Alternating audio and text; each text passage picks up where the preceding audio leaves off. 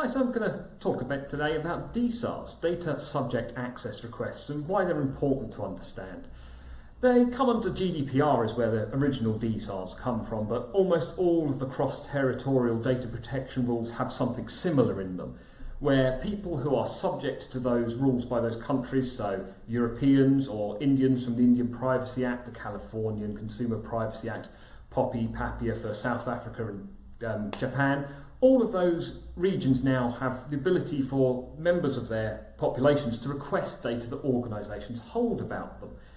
And this is really important as they attract the biggest fines under data protection regulations. Lots of people think that losing more data attracts the 4% of global turnover fines. That's not true.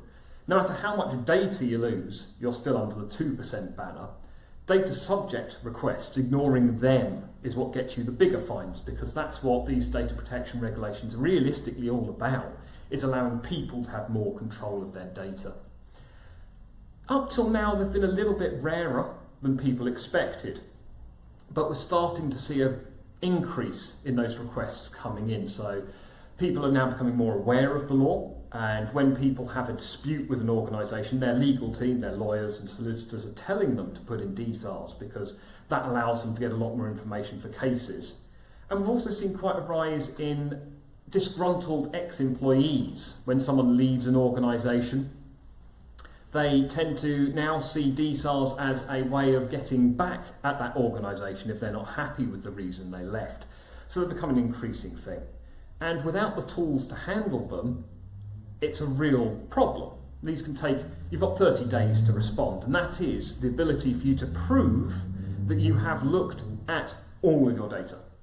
It's not good enough to say we just looked where we thought the data was. That's not going to be good enough. You need to be able to look across your entire estate and prove you've looked across your entire estate. That's a really important thing.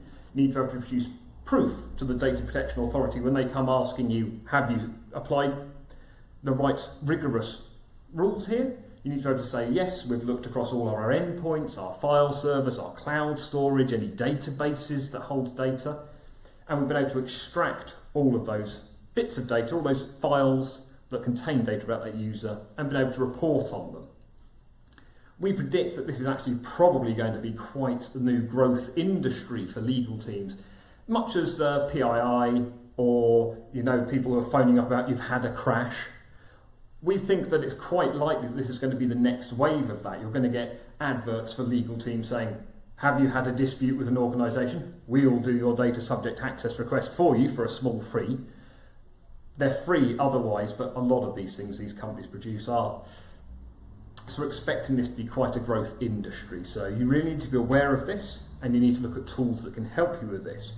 And throughout a series of videos and other documents, you'll be able to see how Secure Identity DLP or Secure Identity Data Discovery Essentials will be able to help you with this going forward.